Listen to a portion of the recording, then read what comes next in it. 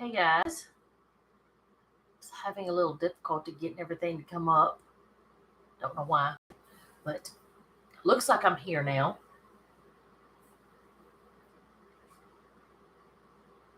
At least I think I am.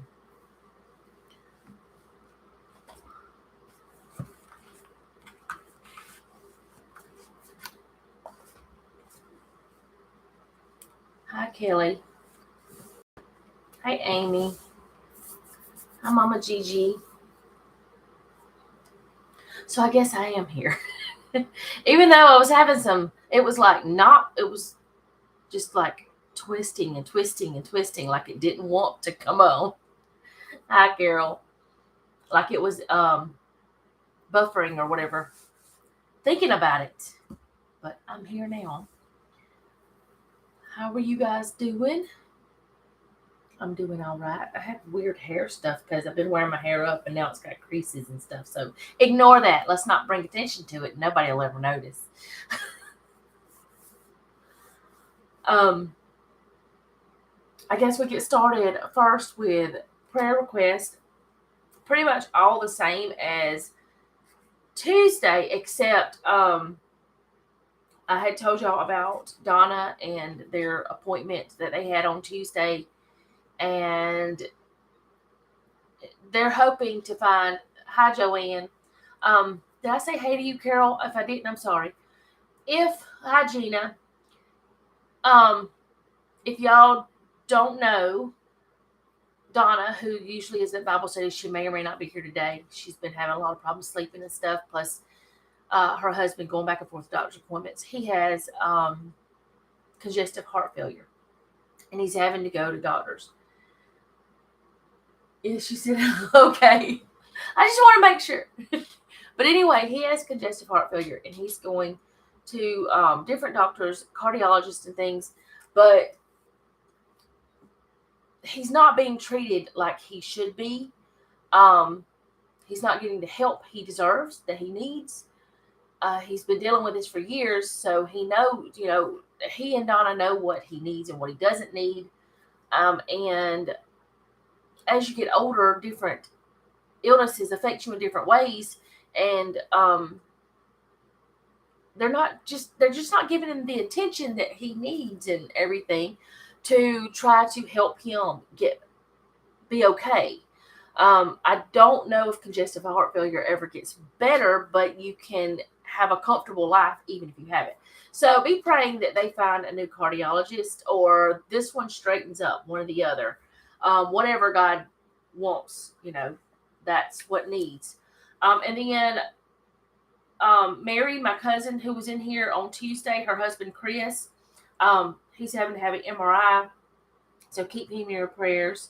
And just if there's anyone else that y'all know of, you can put it in the chat box, or if you are here like later, if you're not actually watching the live, you can put it in the comments of this video. Or if you ever do want to have me pray for you and you don't want it to be public, you can always send me an email, and my email is in my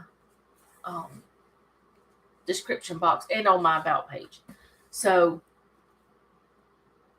just wanted to say that. So and also Amy said that Elizabeth is doing a lot better. She's the baby that I had asked for prayer for on Sunday, and found out she has croup, which I'm glad it wasn't something worse than croup, because with RSV and everything going around like it is, it's really great that it was only croup, which croup is bad, but RSV is worse. So just glad of that. February 6th, my niece has to go back into the hospital for redoing her leg. They have to put a white bearing plate and rod down her leg, so keep her in prayer. Okay, let me write her name down. If I can get back to my page. Okay.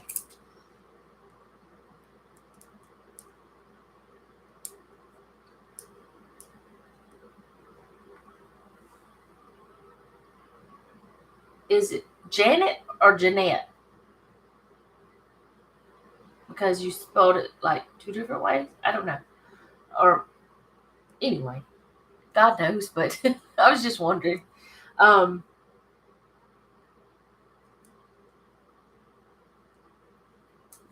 But yeah, I'll definitely. Um, well, we haven't even. We just started talking about prayer requests, Mary. So um, that's you're not late. Anyway, today we're going to be talking about Exodus. And I know that a lot of people from Exodus 19 through 40, they're like, oh, this is so boring. Why do we have to go through this over and over again? Why do we have to talk about this? Why do we have to read this? Why do we have to know this since we're not doing this now? But I'm hoping, especially with as much as I've studied this week, I'm hoping that I can help y'all understand why the Exodus is so important. Pray for Kim because he has another sleep study February 2nd. Yes, I forgot to ask about Kim. Yeah, he does have his next sleep study. But I want y'all to understand. Yes, the Exodus it could have gone faster. Like some of the things were repeated, and I'm not going to go over everything because there's too many chapters. Michelle, she has to have surgery. She started having kidney stones? Okay, let me write her down. You shouldn't have passed that on to your baby. I'm just joking. I should have said that. I didn't know she started having kidney stones. You, of all people, know more than anybody. My cousin Mary has had kidney stones since you were, what was your first surgery whenever you were 9 or 10? Her whole life. She's had kidney stones, terrible ones, awful ones. So she, of all people, knows the horribleness of it. You were 10. Okay, see, I knew you were 9 or 10. I knew I was close. I remember things. I even remember your lipstick beside your bed that was a really pink, and I didn't understand why you had lipstick on your nightstand, but you had dry lips, so you told me. I remember things that you don't think I remember. People don't think I should remember. It's weird. But anyway, I'm hoping that today that I can help us understand why that God wanted us to know this stuff. I don't really know if what I have prepared is gonna help or not. It's still pink. But I don't know if if it's gonna bring you light to the situation or help us understand more. But it helped me understand a little bit more about some of the things. But first, before I go through any of that, I've changed my little. I was just writing on little notes on pages. I brought me a book out and I copied everything from before that I wrote and I put it in here. So this is just my little book of overview of each chapter, what I've been writing down. So I'm going to kind of go through each chapter and then I want to get into the other part. So I'm going to go through this part pretty fast, I think. So Exodus 19, the people were at Mount Sinai and God's presence descends in the form of a storm cloud. So that's very short version of chapter 19. But this is the first time that God's presence comes down in this way. And then, let's see. Why did I do that? Oh, that's another chapter. Okay. The 10 Commandments and the altar is in chapter 20. Chapter 21 is the laws about the servants, murders, and strife. Chapter 22 is laws about property and personal actions, which y'all know our laws are not the same thing as they used to be, but this is why God wanted you, I think God wanted us to know that laws were from the beginning. There were rules and regulations from the start. So chapter 23 is law about the Sabbath and feast. In verse 20, there's promises, the promise of God's protection, which he still promised to protect us, even though this was for the Israelite people. Chapter 24, the covenant is confirmed. 25, offerings for the tabernacle, the ark, and the table, and the candlestick. And chapter 26 is God saying how that the tabernacle is to be built 27, the ark and the cord of the tabernacle, the oil for the lamp, the type of things that they needed. 28, the priest's garments, the priest's breastplate and robe. 29, consecrating the priests. 30, the altar of incense, offerings for the tabernacle, the laver, oil, and perfume. 31, the appointments of the workmen. 32, the golden calf, which we all know is an idol. 33, the renewal of the covenant. Moses beholds God's glory. 34, the second table of stone, where the second set of 10 commandments was given to Moses. Even though it was the same commandments, Moses had broken, the first ones were broken. And then Moses' shining face at that point. Chapter 35, Sabbath regulations, offerings for the tabernacle, the workmen are gathered. Oh, I skipped something. In chapter 32, I had wrote another note over in another place because when I first started taking notes, I did it different. So I had to go back and do this. But in chapter 32, the people are afraid to go up to God. So Moses goes by himself. He gets the 10 commandments from God, and then he brings them down to find the people worshiping a golden calf, which is an idol. I should have talked about that before I went to where I was at. Now I don't remember where I was at. Okay, now I do. 35, Sabbath regulations, offerings for the tabernacle, and the workmen gathered. 36, in verse 8, the work for the tabernacle is started. 37, the construction of the ark, the table and the candlestick, and the altar of incense. 38, the altar of burnt offerings, the court of the tabernacle, the valuable metals were used. 39, the garments of the priesthood, the priest's breastplate, the robe of the ephod, and the tabernacle is finished. Chapter 40, assembling the tabernacle, the glory of the Lord, and Moses can't enter the tent of congregation. So that was just a brief overview of all the things, and I'm really hoping that I can help us understand some stuff. And I do have some websites that I'm going to put in the description after this is over. I was going to do it before, but it wasn't trying to load right, so I ran out of time, and I'm sorry for that. But I will get them in there. I have a lot of things that I printed out. I'm not going to read every bit of it. That's why I'm going to put it in the description. So you guys, if you want to, you can go back and look. But the first thing that I want to kind of go over is the priestly garments. And on gotquestions.org, this is one of them I'm going to put in the description. Actually, I don't know if I can. No, I don't have it right here, so I'll have to go back and get it. But anyway, I will do that later. Gotquestions.org, you can go there and you can get all kinds of things, and like you can do all kind of Bible study from there. It's really a good website, I feel like. It's from Got Questions Ministries. It says, what's the significance of the priestly garments? In Exodus 28 contains a detailed description of the garments God commanded to be made and worn by the priest.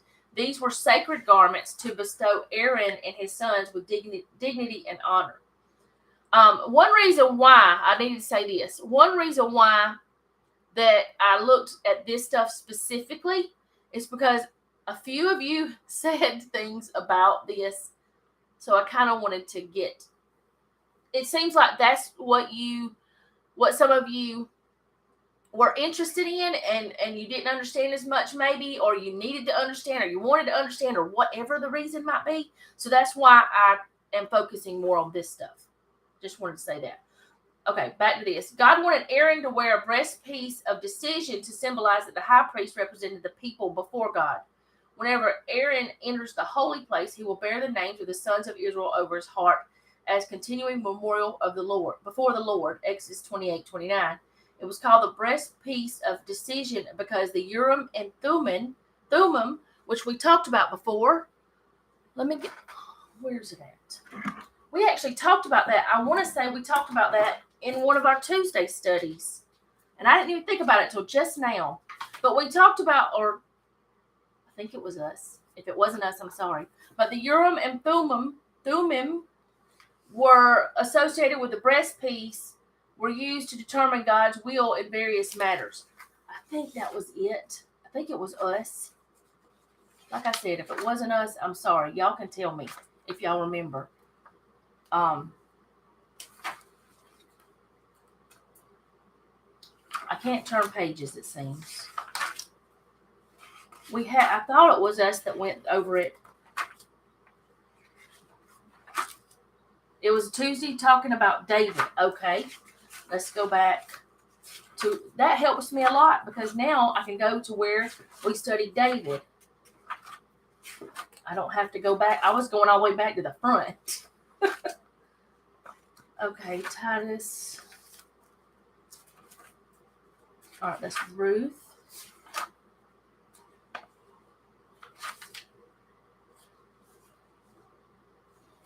Sometimes I mix our Bible studies up when me and Jeff are just talking. Like sometimes I forget that it was not y'all, it was me and him, or if it was me and him and I, or back and forth. I sometimes forget. So let's see.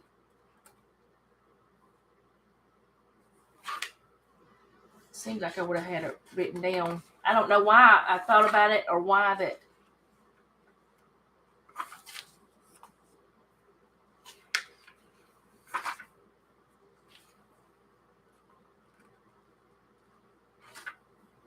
I wonder if it was. Okay, here we go. It was on November 15th, so it wasn't that long ago. Maybe that's why I remembered. The ephod was a priestly garment. David had asked for the ephod. That's the why that I had wrote about it. Or maybe this is not the part, but or maybe I had a printout too, which I'm going to stop looking at this because if I do, I'm not going to have any time to do the rest of the stuff. But anyway, if I can figure it out, I'll go back to that. But I printed this out. I don't know if y'all can see it very well, but I do have the website. I'm going to link it. And it shows where the Urim and Thummim are on Aaron's heart. I don't know if y'all can see that. Hopefully. It shows that. And it's got the 12 tribes of Israel. Let's see, they're represented there too. Yeah, they use stones, and that's the 12 tribes of Israel represented. The stones are engraved that are on his shoulders, but let's see. I'm so confused now because I went to the other place. Some parts of the priestly garments were worn for safety. The high priest was required to have gold bells attached to the hem of his garment so that the sound of the bells be heard when he enters the holy place before the Lord and when he comes out, so that he will not die. Because it says in Exodus 28:35,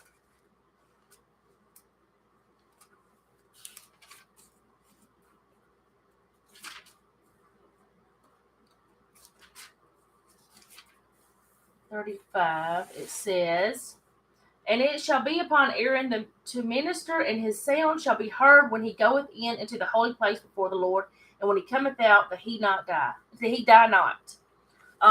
That's what it says there. But every piece on this garment had a representation. And I don't know if I'm going to be able to explain it in the best way. That's why I said I was going to leave the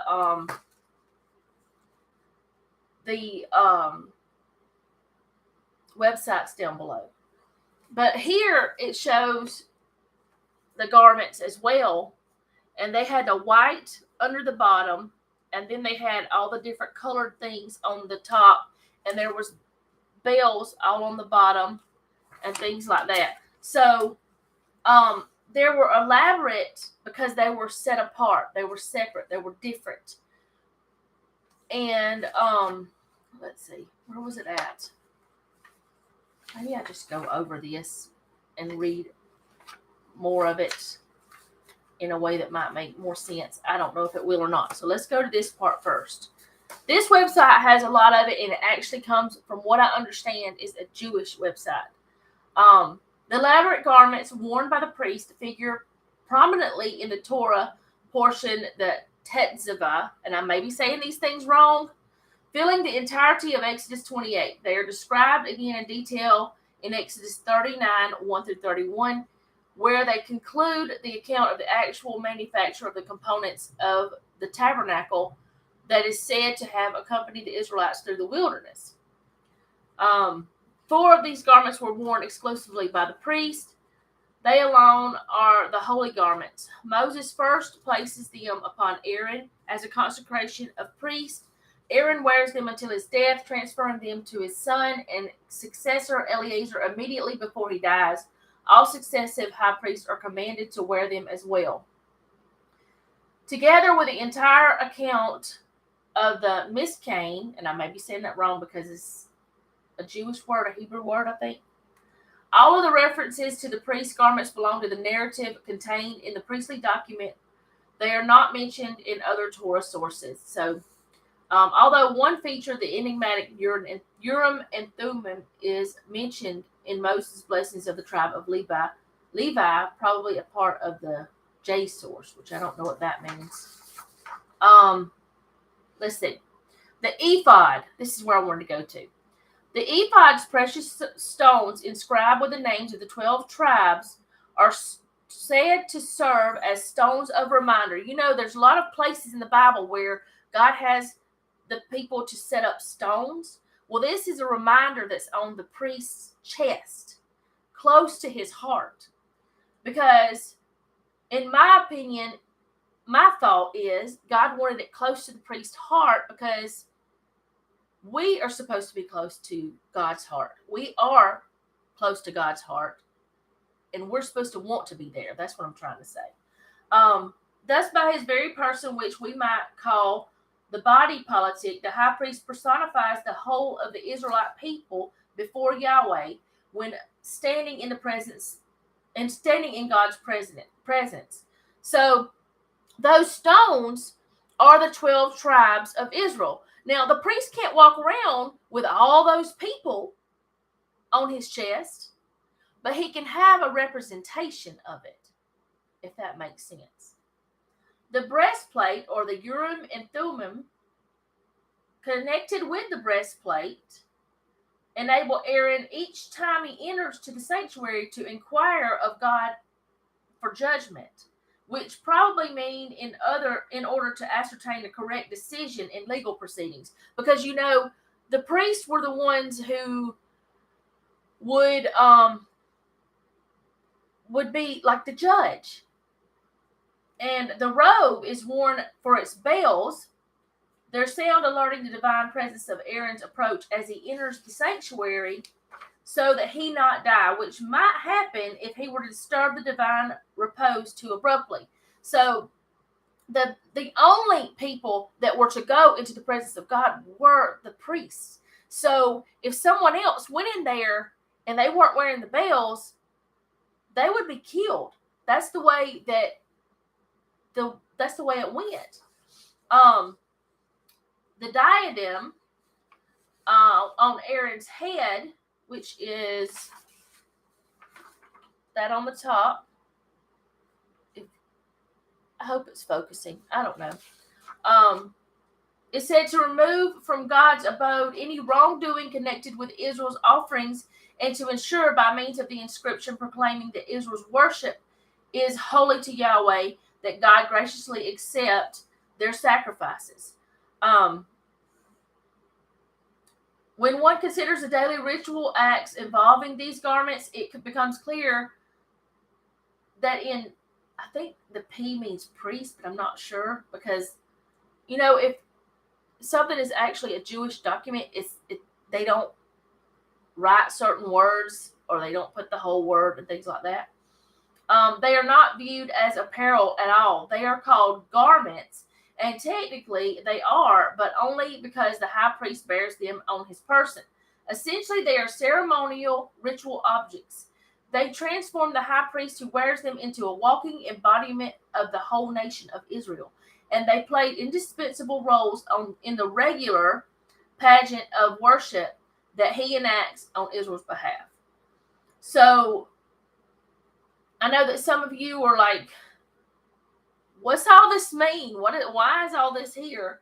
And the reason why is because the priest was to be set apart. He was supposed to be different than everyone else. And he was the one, it's like he had the weight of the whole entire nation on him. So he had to be different. He had to look different. He had to be something that was someone who was special, in not special as in God treated him better, but he had to be cleaner than other people. He just like we had whenever we studied David, and we studied where that let's see, where was it? Where that Samuel's sons went in. I can't remember exactly when that was. But Carol could probably say. But whenever that they came in and they sacrificed in the wrong way, and they were killed because of it. They were. I wish I would have put, like, instead of putting just the scripture on my notes, that I would have put some kind of something there that could help me to know what I was looking for. But anyway, they had, let's see, hi Flora.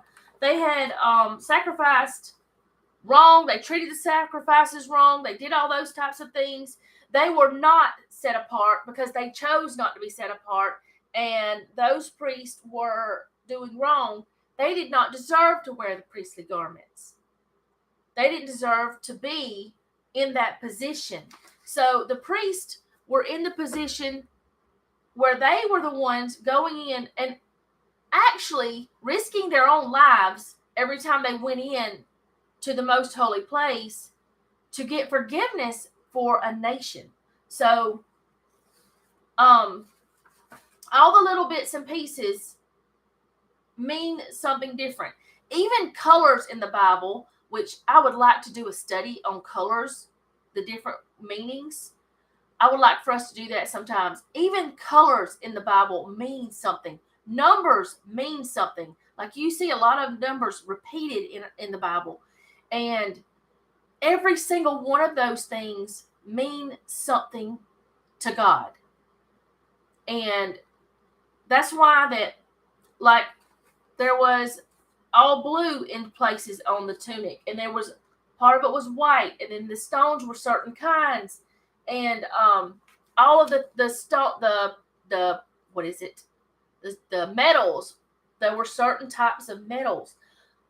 They all meant some certain thing to God, and I just don't feel like we have time to really dig into that today. Not if I want to do the other things.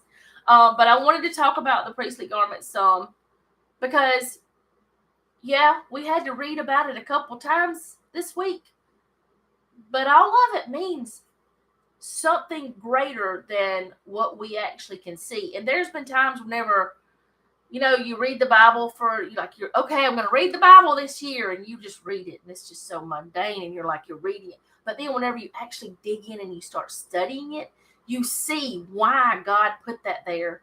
And I want us to do that, like with the colors and things like that. So hopefully I helped y'all a little bit understand why that the things were the way they were, and why that they meant certain things, why they had to have the bells, why they had to have the certain colors. I don't know if I really did or not, but the thing I really wanted to talk about, which is something that got me, which this printable is not very good, but something that got me whenever they were explaining the ark. It's the ark and the tabernacle and all these different things, the sanctuary, all that. It all, if you look at it, there are very not so subtle to me now, but they were to me before, subtle comparisons to Eden. And I wanted to kind of go over that. This page is not printed very well. Hopefully I can read it. I will try to link it because I don't know where I got it from now because I've gone through so many different things. Hopefully I kept it in one of the things. But it's got Eden and the tabernacle or temple. It's got the comparisons. So, and the reason why I'm kind of just going through this is because I hope we all read these chapters. If we didn't, we can go back and do it. But in the garden, in the midst, within the garden, all right, so in the Holy of Holies was within the sanctuary. So everything is like in the garden midst was within the garden. The Holy of Holies was within the sanctuary. All right.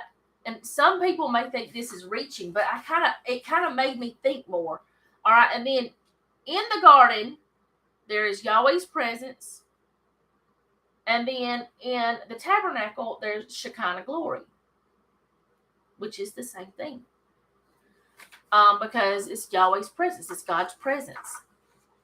The tree of life, there's a comparison to Aaron's rod. Because they both had great power. The tree of good and evil, there's no parallel to that, and there's no parallel to the ark. But the entrance of both of these are from the east. And that's part of it, the midst of the garden. All right, and then the garden itself within Eden and the sanctuary within the court of Israel. The entrance is to the east, and there's cherubim at the entrance and of the garden, and the entrance to the sanctuary. There are pillars in the temple at the entrance, but there's no parallel to the furniture that are there. But then the land of Eden within the land of Nod, and then the court of Israel is within the land of the Gentiles. So Cain and Abel's offerings are at the altar, and then there's an altar of burnt offerings, or the Cain and Abel's offerings they would think was at an altar. And then the source is 4 rivers.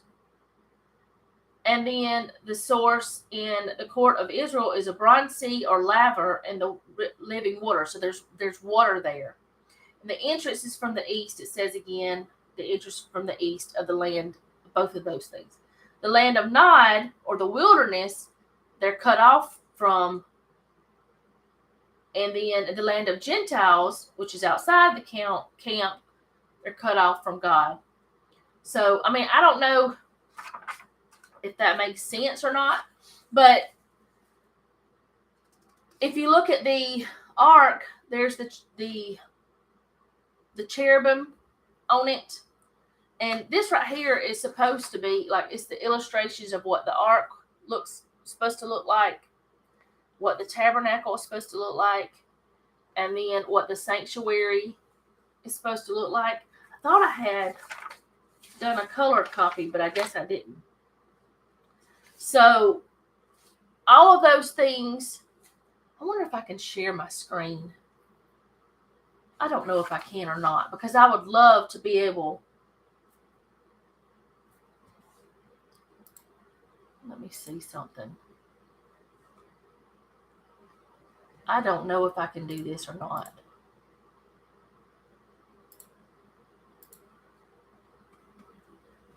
I don't know if I still have it up either. Oh, yeah, I do. Okay. I'm going to try something. I don't know if it's going to work. It may be absolutely insane. I don't know how it's going to work, but I'm going to try. All right, let me get back to y'all. I'm going to pick up my other screen. Oh, there's that. Okay. I don't know if this, let me see if this, oh no, what did I do? It changed my other screen. Where did y'all go? Oh no.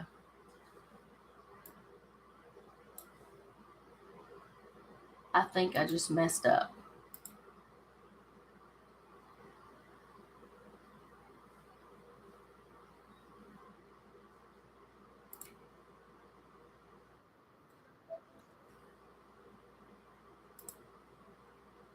Okay, I see that I'm still here, but I can't see anything. I don't know where. What did I do this for?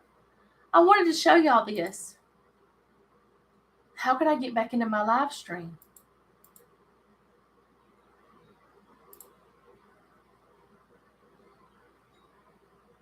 I don't know how to get back in. I don't even know if I am here.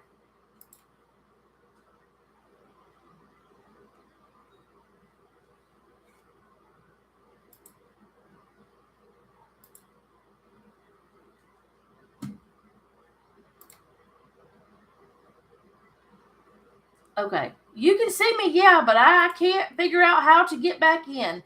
Okay, we're going to do it this way. We don't know if it's going to work, and hopefully I'm not totally messing everything up.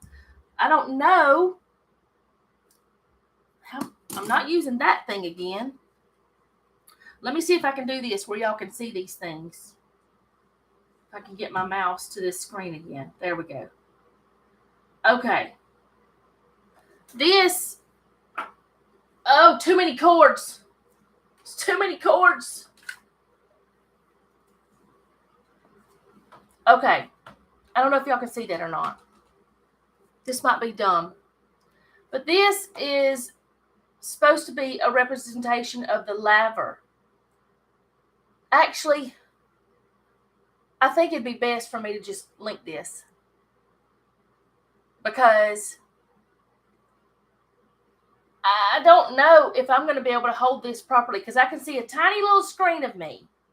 I don't even know how to stop the thing now.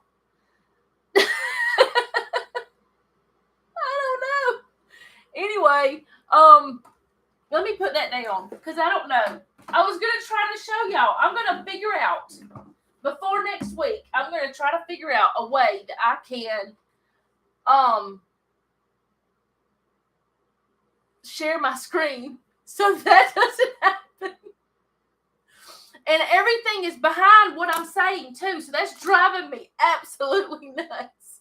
How can I get back to my thing? I don't know. Anyway, let me just not look at myself, and I can still see what y'all are saying. So, oh my goodness. But anyway, that screen's not that heavy.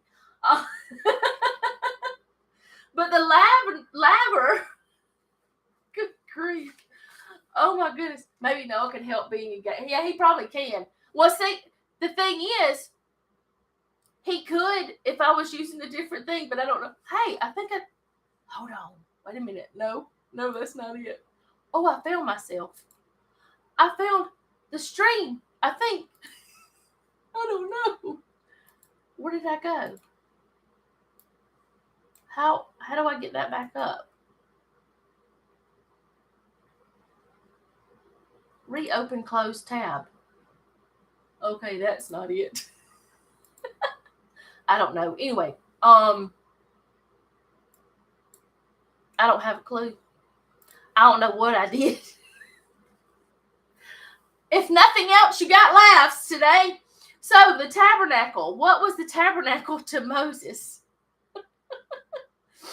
The tabernacle of Moses was a temporary place of worship that the Israelites built according to God's specifications while wandering in the desert and used until King Solomon built a temple.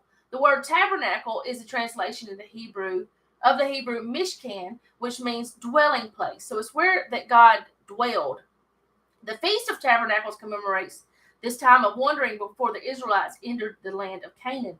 The overall shape of the tabernacle of Moses followed traditional structures of the time. It consisted of an outer court approximately 75 feet wide by 150 feet long, with a 15-foot by 45-foot structure in the back.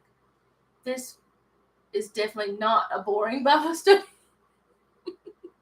I try to make it lively. Not really. I'm not trying. I'm just trying to help y'all understand the way I understood it, but I feel like I'm not doing it justice at all. Because every time that I would read something, I was like, oh, I got to share that. Now I don't even know what in the world I was sharing because I've gotten so crazy. But, well, hopefully you get some understanding of the Bible because I don't know. I don't know what I'm doing here. I don't know where that live stream went. I don't understand. It's supposed to be here. Maybe it's behind something. Are you here, Bible study? No. It's, I don't know where I am. I see it on the bottom bar, but it's not anywhere else. But anyway, the tabernacle was the place where that God was. But the bronze laver, which was what I was trying to show you, it's called the bronze basin in the NIV and the laver of brass in the King James. Only because I have these notes. Otherwise, I would be so confused. It was one of the first furnishings required by God in the outer courts of the tabernacle and temple. It stood between the temple and the altar, and it held water for washing. I think sometimes with things like this, that may be why that. Now, I'm not sure. I've never been in a Catholic church, but from what you see on TV, they have the little place for washing. Maybe that's why. I don't know. I've never tried to understand, because now I want to try to understand, but I don't know why I never have. The first bronze laver was made for the tabernacle and the movable tent erected in the desert after the exodus of Israelites from Egypt. The bronze laver was for Aaron and his sons, the priests, to wash their hands and feet before they entered the tabernacle, so that they will not die. So they had to be clean before they went in there. They couldn't just go in and, be all crazy and do whatever they wanted. There was a ceremony. There was a ritual. It was organized. Because if you really pay attention to things that God says, God is a very organized God. He does not, the thing in the Catholic Church with water is for baptism for babies. But don't they have like a little bowl or something? Maybe it wasn't the Catholic Church. I don't know. But anyway, anything that God has said in the Bible, if it is something He has said for us to do, He has a certain way to do it. It's organized. It's not just thrown together and just because. There is a reason for it all. So,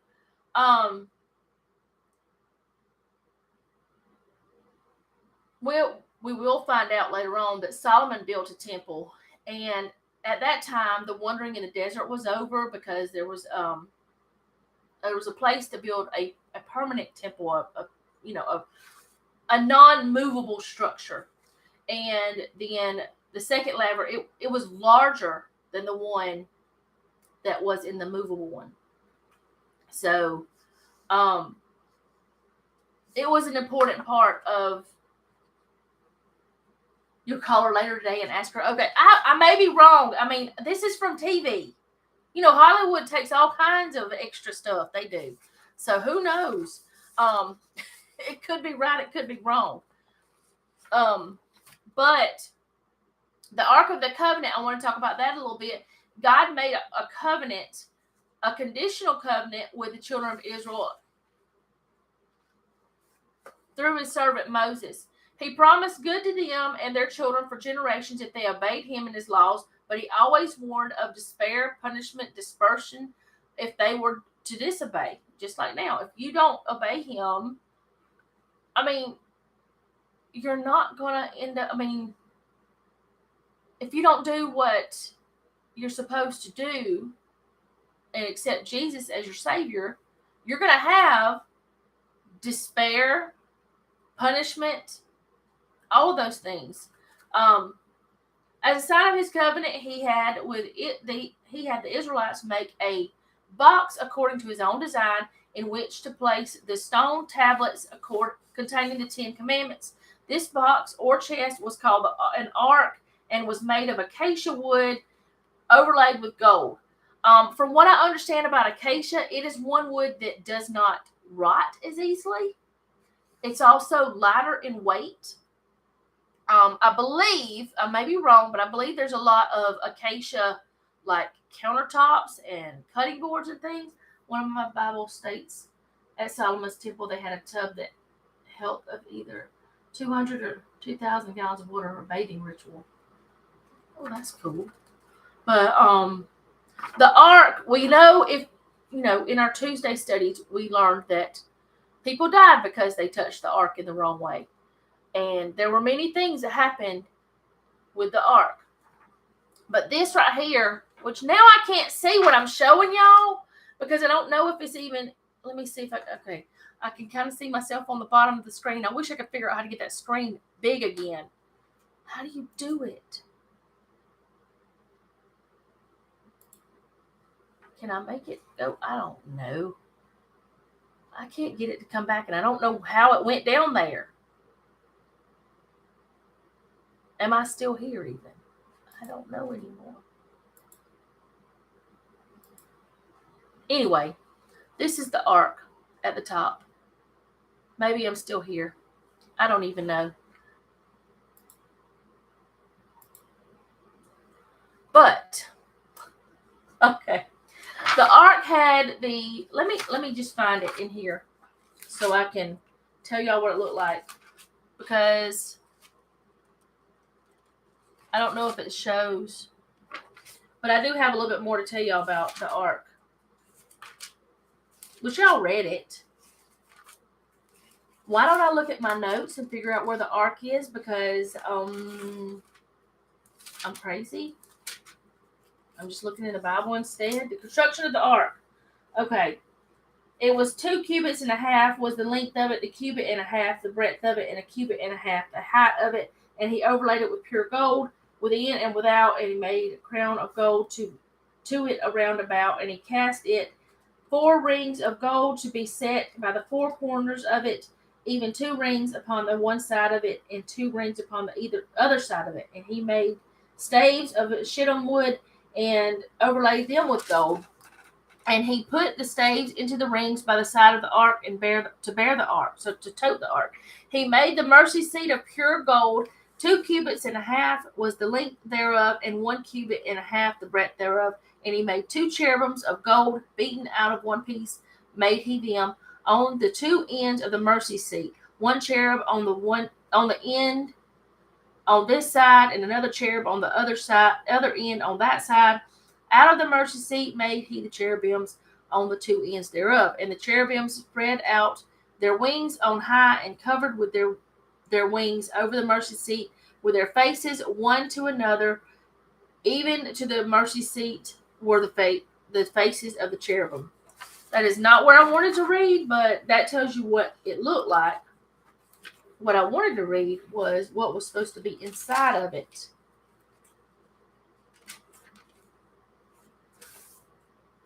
Oh, I'm going to try to pick up my Bible, which is probably crazy. No, I'm not, because it just shows the same thing. All right. It shows the same thing as this, almost. It's almost the same. So let's see. What was inside of it? Do you tell me?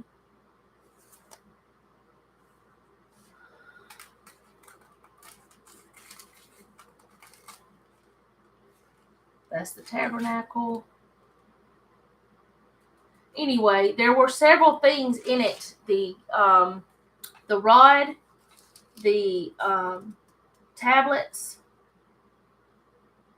Oh man, why can't I remember? Because I can't remember, because now I have totally confused myself. Okay.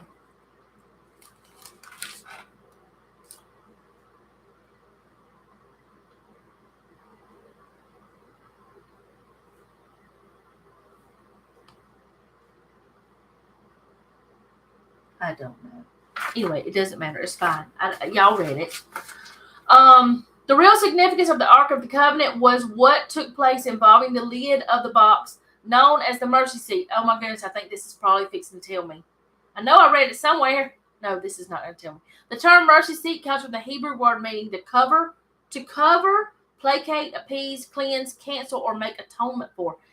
It was here that the high priest, only once a year, which is Leviticus 16, I would say we're going to be learning about that soon, but we're fixing to go to the New Testament, entered the Holy of Holies where the ark was kept and atoned for his sins and the sins of the Israelites.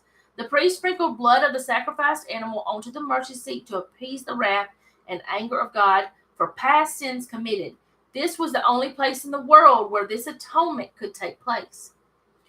The mercy seat on the ark was a symbolic foreshadowing of the ultimate sacrifice for all sin. the blood of Christ shed on the cross for the remission of sins. The Apostle Paul, a former Pharisee and one familiar with the Old Testament, knew this concept quite well when he wrote about Christ being our covering for sin in Romans 3:24-25, and are justified by his grace as a gift through the redemption that is in Christ Jesus, whom God put forward as the propitiation.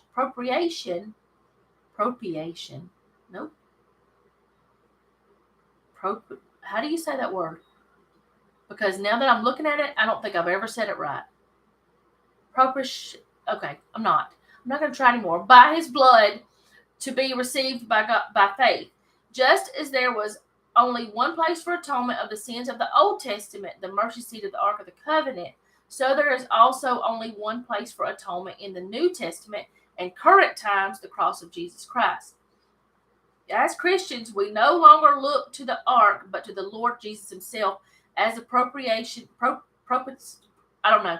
Y'all, it's propitiation. I always put an extra R in that. That's not right. But anyways, is it propitiation? I don't know. Let me stop. Atonement for our sins. I'm going to look it up later because now it's going to drive me nuts until I figure out how to say that word. But the Ark of the Covenant and all its little designs, all its different things, every one of these things has another meaning that just reading through it, which is kind of what we did. We didn't have time to study this stuff this week. And honestly, I didn't read through all of this.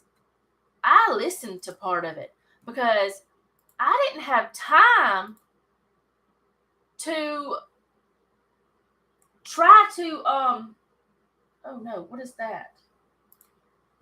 I don't know what was just happening there. My computer's not liking me right now. Maybe that is over here on this screen. I wonder if it moved to this screen. No. Doggone it, why? Where did you go? I don't know where it went. It'll be there forever because I will never learn how to get it to go away. I'll figure it out.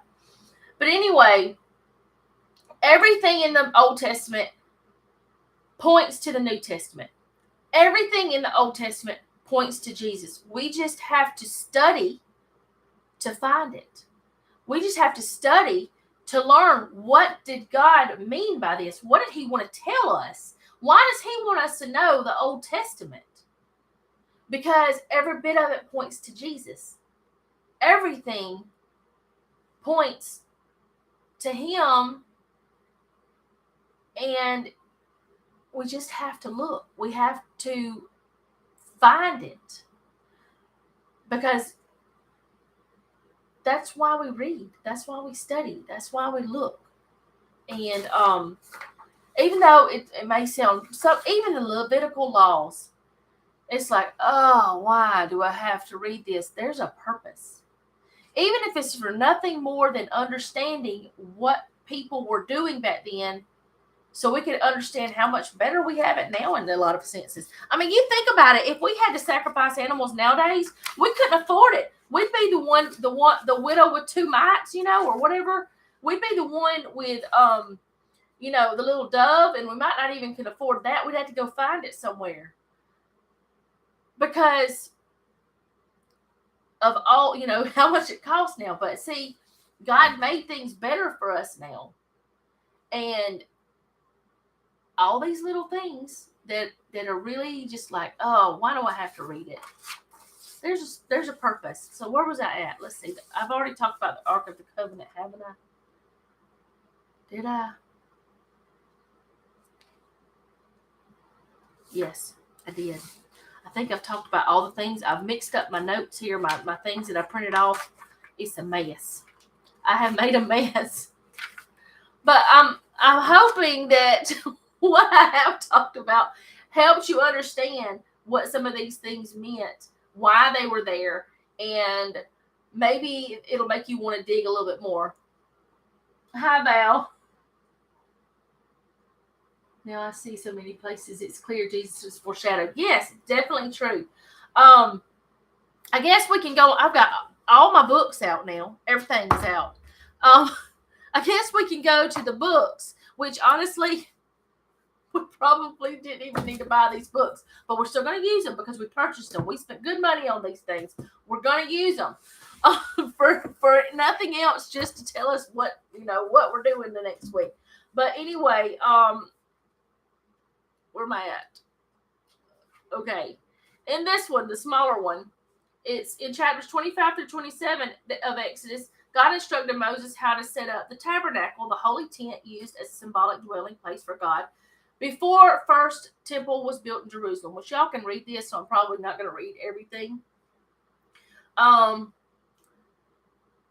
Let's see. There was a recipe for the oil that Moses was supposed to use, which I'm not, like I said, I'm not going to read it all. And so there was different things they had to find, like the cinnamon and the calamus and the cassia and the olive oil and all those things. It says each ingredient chosen for the mixture had to be beaten, strained, or crushed. Of course, to obtain olive oil, you had to crush the olives. The more olive juice you crush, the more oil is produced. But I wish I would have looked this up, and I know it or knew it, but each one of these myrrh, cinnamon, cassia, calamus, every single one of these herbs has a healing property.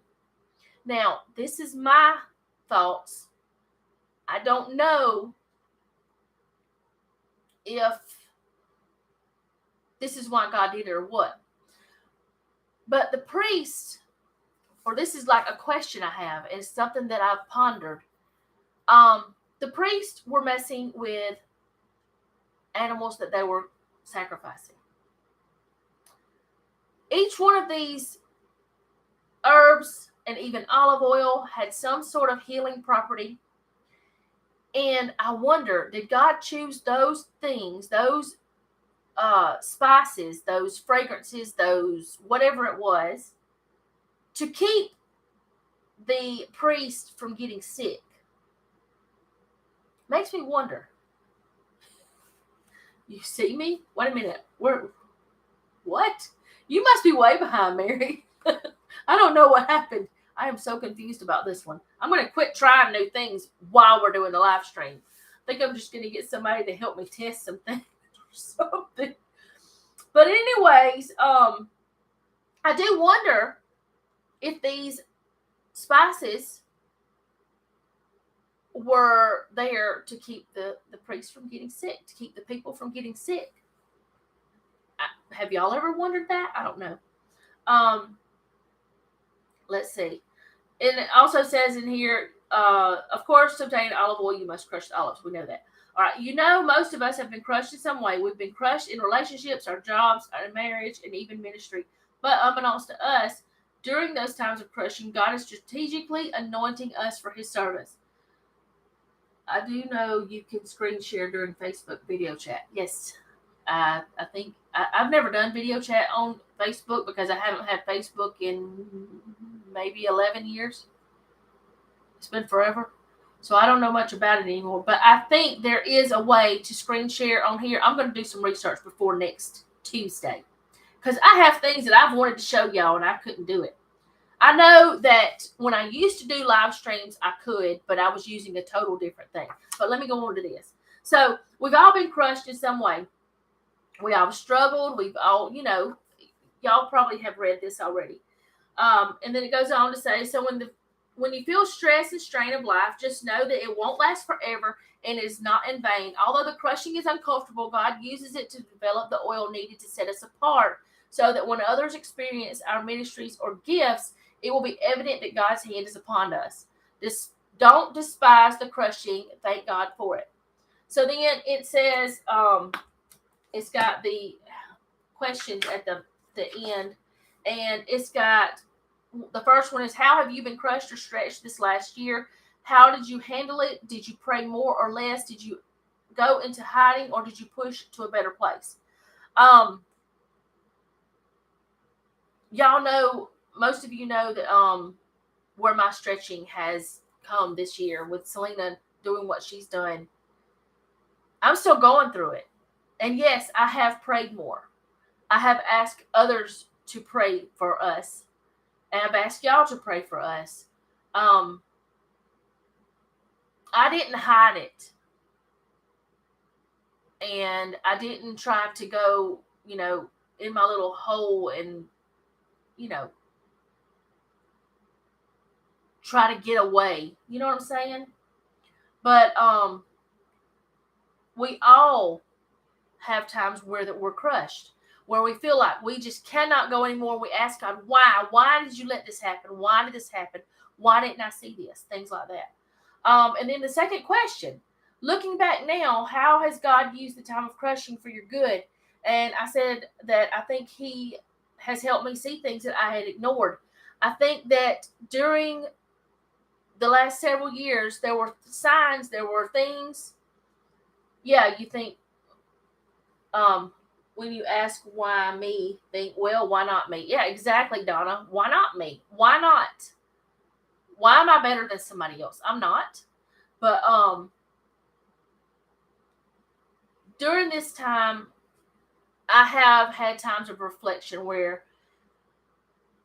if I had not made, I can't really say I've ignored the things, but maybe if I had looked at them in a different way, maybe if I had thought about them a little bit more, then maybe things would have been different, but they're not different. So I can't dwell on those things. I have to push past those things.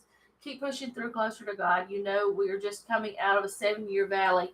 The growth is in faith, sanctification, learning to fully trust and surrender is so worth it. That's right, Val, it is. And then on the actions for the week, I want us to do this one thing. I want you to make it a point to pray for someone who is going through a period of crushing. You can pick one person, you can pick multiple persons, it's up to you. We don't have to share who we're praying for. We're not, in fact, I would rather us not share. I would rather us just pray for that person, like go in our prayer closet and do it in secret, because there's actually a study that I want to do. It's called Secrets of the Secret Place. I've had it for years. Was supposed to do it different times and never did. But we are supposed to go into our prayer closet and pray for people in secret, because sometimes things that are just between you and God need to stay between you and God. But I feel like this would be a good thing for us to do, is pray for a specific person or multiple people if we feel that's what we're led to do. But ask God, who do I need to pray for this week? Who needs prayer more than, the other? Which I know we all need prayer. But ask God to lay someone specific, or for Him to help you to know who that you need to pray for. And then maybe if God tells you reach out to Him, reach out to Him. If God tells you to do nothing, because sometimes we're not supposed to do anything, just pray. That's a lot of times what I think we're supposed to do. But it does say, take action to bring that person solace by sending a note of encouragement, volunteering to babysit, or paying for lunch, something like that. I know all of us are very far apart, so we can't do some of those things, and most of us don't have little ones. A few of us, not me, but a few of y'all do, but don't have little ones or anything to help with. But I think the most important part is for us to pray for the other person, even if that other person never knows it. Okay, and then the second book, this one right here, let's see. Y'all come babysit Daniel. Well, you're a little far from me, but he looks like he'd be fun to babysit for a little while. But I know that you have him all the time. So, but if we all came and babysat him for just a little while, you'd have a lot of time. Make a pit stop in Pennsylvania. Yeah. I'm scared to go there right now. I'm scared that I might do something I regret. Um, so I'm going to go ahead, and this says, thank God for the crushing. In metallurgy, a science concerned with the behavior of metallic elements, crushing is one of the primary steps in mineral processing, preparing those minerals for future use by breaking their existing molecular structure. We humans too experience various forms of crushing in our way to realizing our higher purpose. Change is hard. Transforming from one state of being to another can be painful, and no one willingly wants to experience pain. We often find our minds cluttered, insecurities present, and ourselves isolated from others.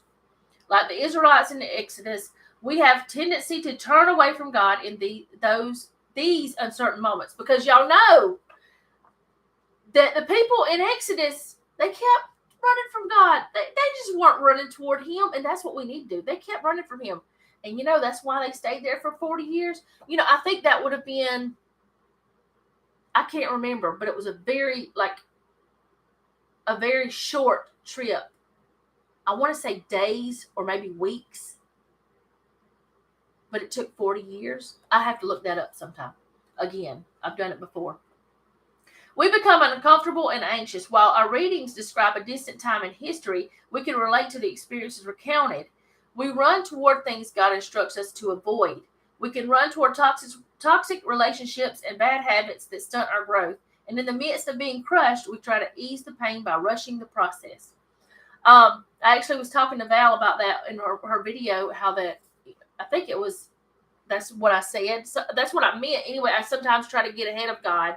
Sometimes try to put my foot back in it, my hands back in it, like I think it was Val, but I put my hand back in the cookie jar when I don't need it there. Like I'm trying to do the things that I don't need to be doing. 11-day trip. Okay, it was 11 days. But yeah, I try to step back in whenever God's saying, get out of my way. Get out of my way. Stop doing that. You're not supposed to be here. You're supposed to be listening to me. And I have a bad habit of that. And that's something that I need to stop. Definitely need to stop. So, the questions in this one, Exodus 19 through 21. In Exodus, we read, remember the Sabbath and treat it as holy. Why is the Sabbath so important? My answer was because we need time to focus on God completely, and we can't do that without rest. We cannot completely focus on Him if we're not taking time to rest. If we're just every day doing, and not taking a Sabbath day, not taking a Sabbath year even. I mean, even our fields are supposed to take a Sabbath year. If we're not doing that, we're not going to be able to focus, because like Val was saying in her video today, she was tired because she's having sleep problems. I have sleep problems. There's times whenever I sleep 2 or 3 hours and there's no reason, but I can't, on those days when I don't have enough rest, I can't focus on things. They were a great example of how complaining and disobeying God delays blessings. That's exactly true, Gina. Because whenever we disobey, when we complain, because they complained all the time, they were the world-class complainers. They complained about the good things. They complained about the bad things. They even complained about the manna that God sent. God sent them food from heaven, and they complained. I would like to taste manna. I bet it was good. But I don't know. It's like, I mean, we do taste God's manna because He's always given of us. Not enough make one not focus, and grouchy is that an understatement. But yeah, we have to rest. Even if a lot of us, I know that there's several of you ladies, because you told me you have sleep issues like I have, or sometimes you have worse sleep issues than I do. And whenever you're on those days where you've had just 2 or 3 hours of sleep, you have to fight to focus. So if we are not taking one day to not do all the things, or at least sometimes to not do all the things, and we're not taking time, even if it's just taking a couple of hours in the morning or an hour in the morning of focusing on God, we're not going to understand what's going on. We're not going to understand what He wants for us. That's my thought. All right, number 3. Am I on number 3? No, I'm on number 2.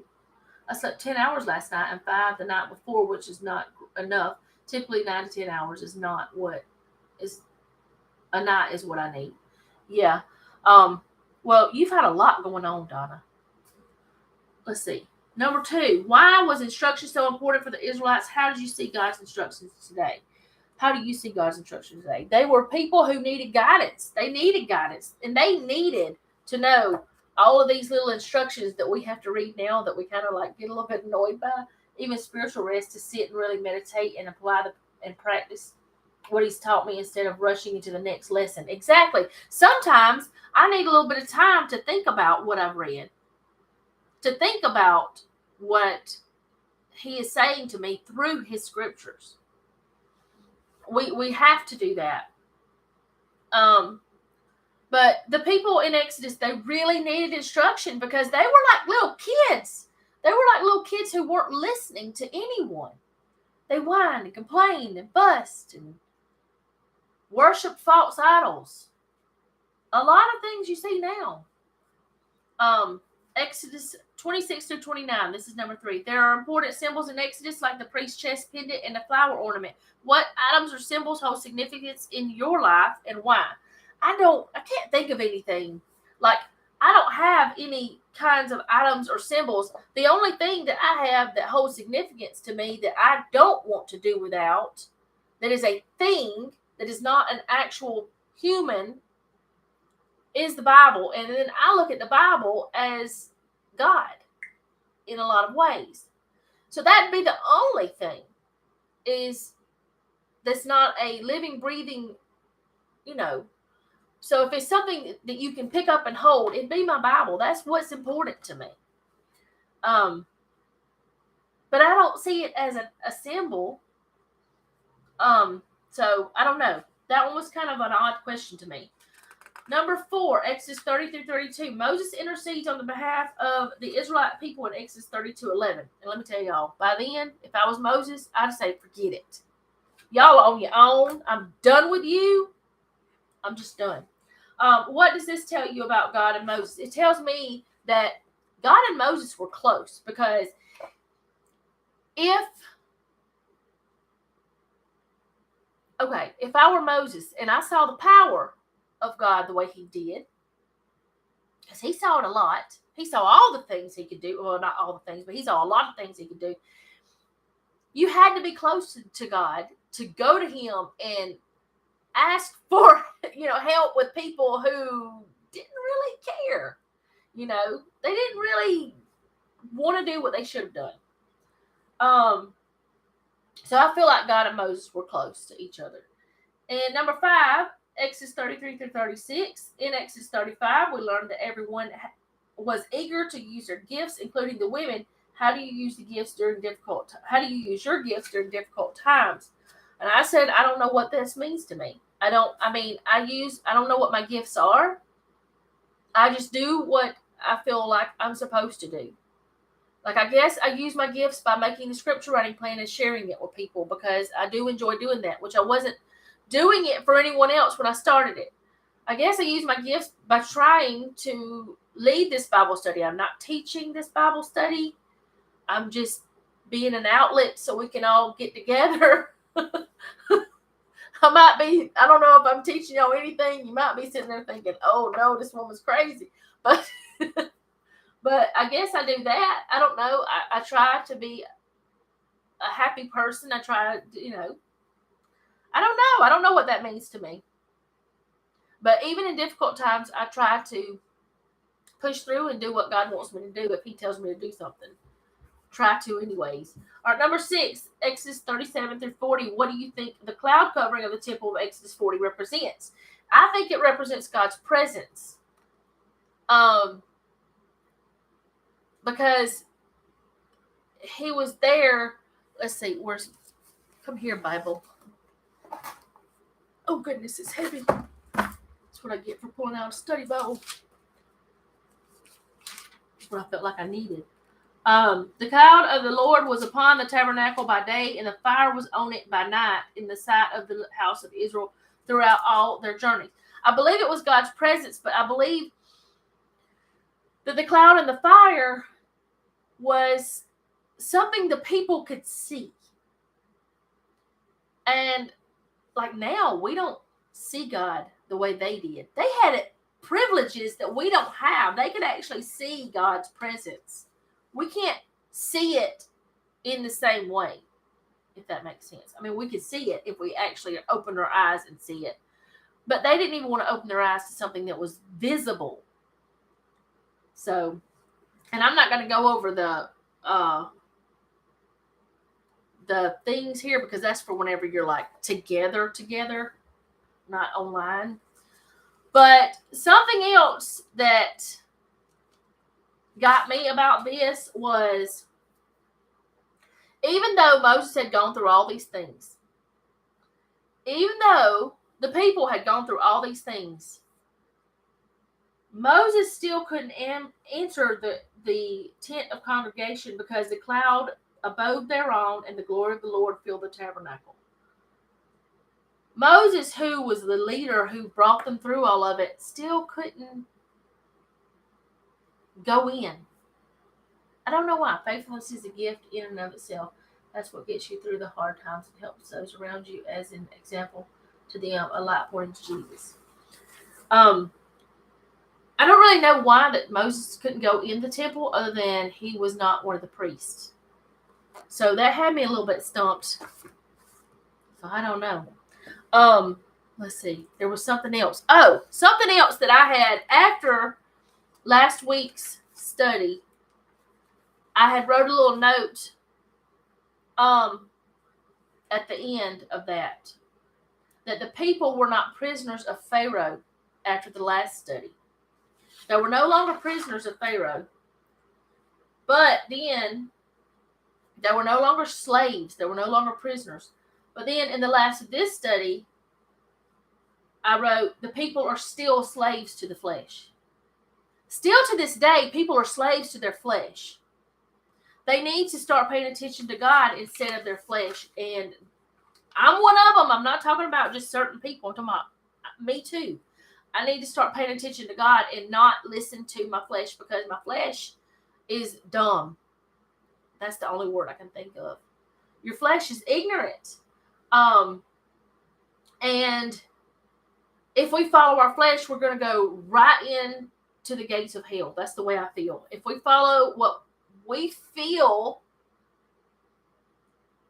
and not what we feel that God wants us to do, we have to know it's a God thing before we actually do it. And I'm not talking about like our everyday task and all that, but even some of them, though, we have to follow what God says. We can't just go do it. So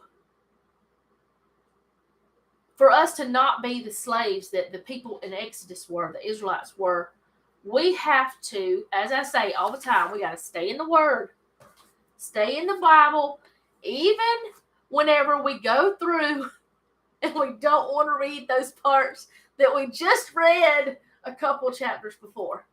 We still got to do it. We still need to study it. We need to learn, and we need to ask God why. And one thing that I think that helps me is not only is like, this is one of my study Bibles. Y'all know I've got a lot of Bibles, and I've got several study Bibles. But this one isn't just a study Bible. It's also a reference too. So it will point me to scriptures before and after and all that stuff. So even if you don't get a study Bible, like I have other Bibles that are only reference Bibles, you need to get in it. You need to stay in it. And even if you don't have that, even if you just have a regular Bible, even if you just have the app or whatever, even if you can't read it, like my mama cannot sit here and read this because she can't anymore. She can't sit there and look at it. It hurts her eyes. She can't understand a lot of the words. She didn't have the best education. She wasn't allowed that. So some of the things she doesn't understand, but she can listen to it. She's got CDs. She started off with tapes, but she's got CDs that she listens to, and she'll listen to her Bible. So we need to, there's nothing, let me say this without interrupting myself. I've heard people say, well, you've got to read it or you're not doing good enough. I do believe the Bible said the hearers of the word, we can listen to it just as well as we can read it. And a few of you have said that you get more from it whenever you are listening while you're reading or while you're looking. You can get it better. And I've had a few of you tell me that. And that's why I'm glad I told y'all about the app, the ones of you that didn't know about it. And there's more apps that will read the Bible to you. So just stay in your word. Next week, which I was like, wait a minute, what is happening? Because whenever I was looking at this book, the next page said Matthew. And I know that I made that thing, but I wasn't thinking about that. That was how many months ago? But I was like, wait a minute, is this book the same as the other book? And yes, it is. We're going to Matthew next time. Next week we'll be in Matthew 1 through 22. So we're going to the New Testament. We're going into that for a little while. I don't know how long. Let's see. I could actually. Why are we doing that? I'm crazy. That's why. Oh, where did it's up here.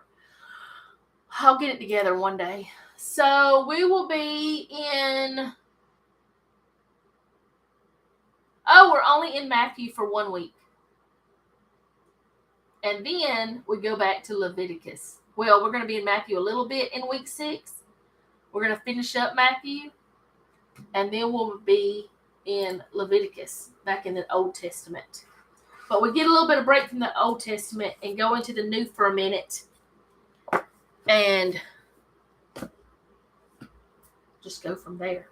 But before the end of 2023, we'll have gone through the whole thing. At least we're supposed to be able to do that. And y'all listen, I'm going to tell you another little trick. Whenever you're at the mundane parts and you don't really want to read it, listen to it, and then listen to it again. Just, and you'll absorb more than you know. And I know sometimes it's hard, but while you're standing there washing dishes, something that's a mindless task, unless you're washing knives, please be careful with those, says the woman who stabbed herself. But anyway, and my finger's fine. It was fine the very next day. The snooze fest part, not meaning to be mean or funny. Yeah, there are parts that are like, it's repetitive, and like the genealogies, they're repetitive, but they all mean something. Every bit of it means something. And maybe while you're listening to those parts that are snooze fest, as you said, the parts that you're trying to read but you are falling asleep, or the parts where you're trying to listen but you are falling asleep because you just read it, you just heard it, go ahead and do it anyway. Maybe try to find what the reason is or something like that, or maybe wait and I can maybe enlighten you a little bit by my studies. I don't know. I'm not going to be the one to enlighten you, but still, I don't know. But yeah, just go ahead and try to stay in it, Stick to it. It'll be all right. We'll get there. One way or another, we will get there. So, I guess that's all I have for today. We went, how long have I even been? I don't know how long I've been here. Oh, not even an hour and a half. Okay. So it's not so bad, I don't think. I don't know. That thing might be wrong. I don't know. So we're going to go into Matthew next week. We'll still be on our last book of 2nd Samuel in our Tuesday study. And I have a video coming out tonight. Woo, I even let my little table up over here today because I was like, I got too much stuff. I'm doing it. So anyway, I'm glad you guys could come hang out with me for a little while. And I'm going to, as soon as I'm done here, I'm going to try to figure out how that I can maybe figure out how to do screen share. How long is my video tonight? I don't know how long it is. I'm not. Oh, it's about an hour, almost an hour, I think. Let me look. I can tell you exactly how many minutes it is. It is 58 minutes, 56 seconds. Last night's video was very short because I didn't do much on my birthday. And tonight, I'm not cooking because we're doing we're doing leftovers for dinner because I didn't want to have to rush or anything after the Bible study. But anyway, I do need to get to my other things that I got to do. But yeah, I don't know if I made any sense. I don't know if I helped y'all understand those things anymore. Maybe during the time on Tuesdays, we can start studying like specific things, like those things. What did I say I wanted to study? I said I wanted to study the colors. We're going to do Ishmael's people first. But I want to study. I need to write this down. But maybe I helped y'all understand it. If nothing else, I'm going to put those websites down below and maybe y'all can get. Yeah, Ishmael and colors. But if nothing else, maybe y'all can get more from it with the websites. Salad for you tonight? That sounds good. I might do that instead of leftovers. Yes, we're going to do Ishmael's people. And that'll start in February. Son's fixing chili for him and husband. You can't have chili. Can you have? You can have beanless chili, can't you? No, yeah, can't you? I don't know if you can or not though. I can't think. Oh, tomatoes. You can't have it. No, well, you may not put tomatoes in yours. I don't know. You're eating breakfast. Yeah, you can use it. Yeah, I need to do the numbers in the Bible too, because that'll be for Tuesday studies though. We can do some studies on those things, and that way we can help us understand them more because I don't understand them enough. Immersion. Oh, okay. I understood. I didn't even see that you spelled it wrong. How did I not see? Oh, okay. I just didn't pay attention. But anyway, I will see you guys next time. I don't know if I'm going to be able to end this stream or if I'm going to be here forever. I may have to turn my computer off. I don't know how it's going to work because I've never been in this situation before. But I'm so glad y'all got to come and hang out with the crazy lady today. And and I hope to see you next time. Remember, don't take any wooden nickels and be sweet.